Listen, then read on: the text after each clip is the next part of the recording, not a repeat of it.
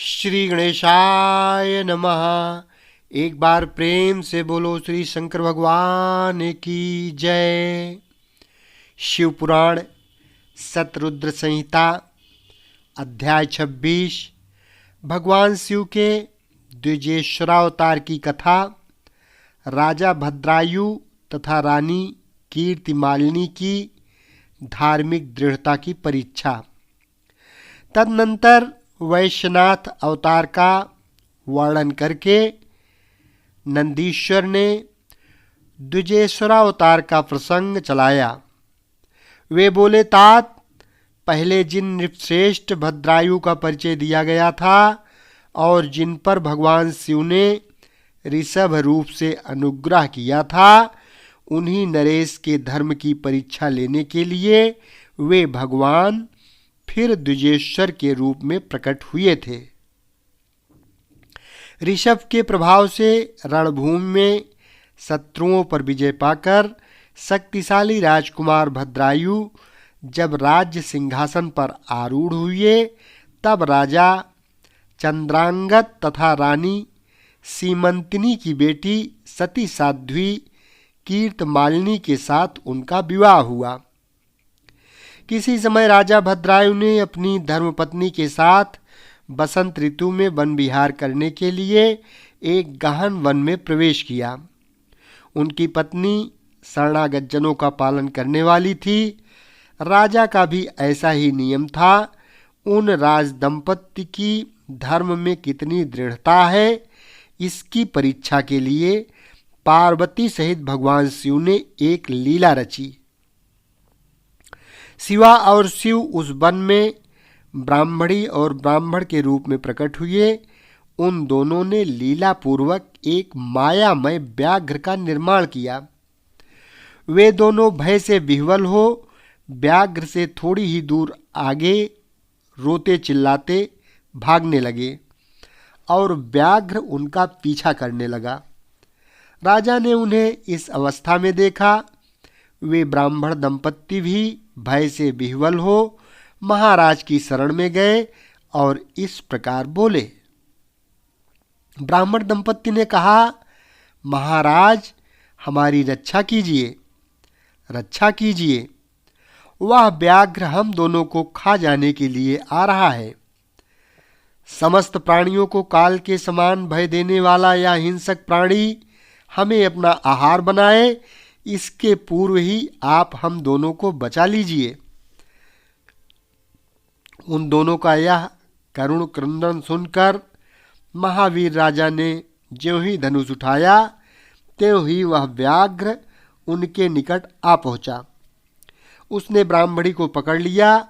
वह बेचारी हा नाथ, हा नाथ, हा प्राणवल्लभ, हा शंभो, हा जगत गुरु इत्यादि कहकर रोने और विलाप करने लगी। व्याघ्र बड़ा भयानक था।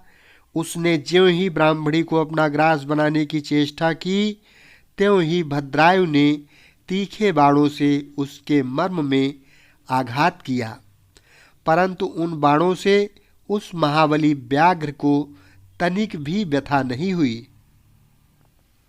वह ब्राह्मणी को बलपूर्वक घसीटता हुआ तत्काल दूर ले निकला।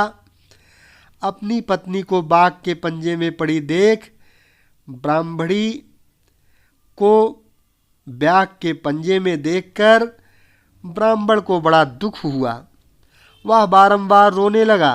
देर तक रोकर उसने राजा भद्रायु से कहा, राजन, तुम्हारे वे बड़े बड़े अस्त्र कहाँ हैं? दुखियों की रक्षा करने वाला तुम्हारा विशाल धनुष कहाँ है? सुना था तुम में 12,000 बड़े बड़े हाथियों का बल है। वह क्या हुआ? तुम्हारे शंख, खड्ग तथा मंत्रास्त्र विद्या से क्या लाभ हुआ? दूसरों को क्षीण होने से बचाना क्षत्रिय का परम धर्म है। धर्मज्ञ राजा अपना धन और प्राण देकर भी शरण में आए हुए दीन दुखियों की रक्षा करते हैं। जो पीड़ितों की प्राण रक्षा नहीं कर सकते, ऐसे लोगों के लिए तो जीने की अपेक्षा मर जाना ही अच्छा है। इस प्रकार ब्राह्मण का विलाप और उसके मुख से अपने पराक्रम की निंदा सुनकर राजा ने शोक से मन ही मन इस प्रकार विचार किया, अहो, आज भाग्य के उलटफेर से मेरा पराक्रम नष्ट हो गया, मेरे धर्म का भी नाश हो गया। अतः अब मेरी संपदा, राज्य और आयु का भी निश्चय ही नाश हो जाएगा। यूं विचार कर राजा भद्रायु ब्राह्मण के चरणों में गिर पड़े और उसे धीरज बंधाते हुए बोले, ब्राह्मण, मेरा पराक्रम नष्ट हो गया है। महामते, मुझ क्षत्रियाधम पर कृपा करके शोक छोड़ दीजिए। मैं आपको मनोवांछित पदार्थ दूंगा। यह राज्य, यह रानी और मेरा यह शरीर सब कुछ आपके अधीन है। बोलिए, आप क्या चाहते हैं? ब्राह्मण बोला, राजन, अंधे को दर्पण से क्या काम? जो भिक्षा मांगकर जीवन निर्वाह करता हो वह बहुत से घर लेकर क्या करेगा?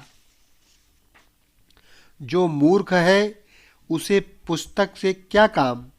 तथा जिसके पास स्त्री नहीं है वह धन लेकर क्या करेगा? मेरी पत्नी चली गई, मैंने कभी काम सुख का उपभोग नहीं किया, अतः काम भोग के लिए आप अपनी इस बड़ी रानी को मुझे दे दीजिए। राजा ने कहा, ब्राह्मण, क्या यही तुम्हारा धर्म है? क्या तुम्हें गुरु ने यही उपदेश दिया है? क्या तुम नहीं जानते कि पराई स्त्री का स्पर्श स्वर्ग एवं सुयस की हानि करने वाला है?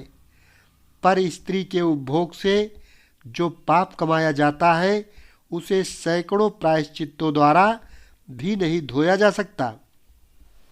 ब्राह्मण बोले, राजन, मैं अपनी तपस्या से भयंकर ब्रह्महत्या और मदिरापान जैसे पाप का भी नाश कर डालूंगा। फिर पर स्त्री संगम किस गिनती में है? अतः आप अपनी इस भार्या को मुझे अवश्य दे दीजिए, अन्यथा आप निश्चय ही नरक में पड़ेंगे। ब्राह्मण की इस बात पर राजा ने मन ही मन विचार किया कि ब्राह्मण के प्राणों की रक्षा न करने से महापाप होगा, अतः इससे बचने के लिए पत्नी को दे डालना ही श्रेष्ठ है। इस श्रेष्ठ ब्राह्मण को अपनी पत्नी देकर मैं पाप से मुक्त हो शीघ्र ही अग्नि में प्रवेश कर जाऊंगा। मन ही मन ऐसा निश्चय करके राजा ने आग जलाई और ब्राह्मण को बुलाकर उसे अपनी पत्नी को दे दिया। तत्पश्चात स्नान करके पवित्र हो देवताओं को प्रणाम करके उन्होंने अग्नि की 2 बार परिक्रमा की और एकाग्रचित होकर भगवान शिव का ध्यान किया। इस प्रकार राजा को अग्नि में गिरने के लिए उद्यत देख जगतपति भगवान विश्वनाथ सहसा वहां प्रकट हो गए। उनके 5 मुख थे, मस्तक पर चंद्रकला आभूषण काम दे रही थी, कुछ कुछ पीले रंग की जटा लटकी हुई थी। वे कोट कोट सूर्यों के समान तेजस्वी थे। हाथों में त्रिशूल, खड्वांग, कुठार, ढाल, मृग, अभय, वरद और पिनाक धारण किए बैल की पीठ पर बैठे हुए भगवान नीलकंठ को राजा ने अपने सामने प्रत्यक्ष देखा। उनके दर्शन जनित आनंद से युक्त हो राजा भद्रायु ने हाथ जोड़कर स्तवन किया। राजा के स्तुति करने पर पार्वती के साथ प्रसन्न हुए महेश्वर ने कहा, राजन, तुमने किसी अन्य का चिंतन न करके जो सदा सर्वदा मेरा पूजन किया है, तुम्हारी इस भक्ति के कारण और तुम्हारे द्वारा की हुई इस पवित्र स्तुति को सुनकर मैं बहुत प्रसन्न हुआ हूँ। तुम्हारे भक्ति भाव की परीक्षा के लिए मैं स्वयं ब्राह्मण बनकर आया था, जिसे व्याघ्र ने ग्रस लिया था। वह ब्राह्मणी और कोई नहीं, ये गिरिराज नंदिनी उमा देवी ही थीं। तुम्हारे बाण मारने से भी जिसके शरीर को चोट नहीं पहुंची, वह व्याघ्र माया निर्मित था। तुम्हारे धैर्य को देखने के लिए ही मैंने तुम्हारी पत्नी को मांगा था इस कीर्तिमालिनी की और तुम्हारी भक्ति से मैं संतुष्ट हूँ। तुम कोई दुर्लभ वर मांगो, मैं उसे दूंगा। राजा बोले, देव, आप साक्षात परमेश्वर हैं। आपने सांसारिक ताप से घिरे हुए मुझ अधम को जो प्रत्यक्ष दर्शन दिया है, यही मेरे लिए महान वर है। देव, आप वरदाताओं में श्रेष्ठ हैं। आपसे मैं दूसरा कोई वर नहीं मांगता। मेरी यही इच्छा है कि मैं, मेरी रानी, मेरे माता पिता पद्माकर वैश्य और उसके पुत्र सुनय, इन सब को आप अपना पार्श्ववर्ती सेवक बना लीजिए। तत्पश्चात रानी कीर्तिमालिनी ने प्रणाम करके अपनी भक्ति से भगवान शंकर को प्रसन्न किया और यह उत्तम वर मांगा। महादेव, मेरे पिता चंद्रांगद और माता सीमंतिनी, इन दोनों को भी आपके समीप निवास प्राप्त हो। भक्तवत्सल भगवान गौरीपति ने प्रसन्न होकर एवमस्तु कहा और उन दोनों पति पत्नी को इच्छानुसार वर देकर वे क्षण भर में अंतर्ध्यान हो गए।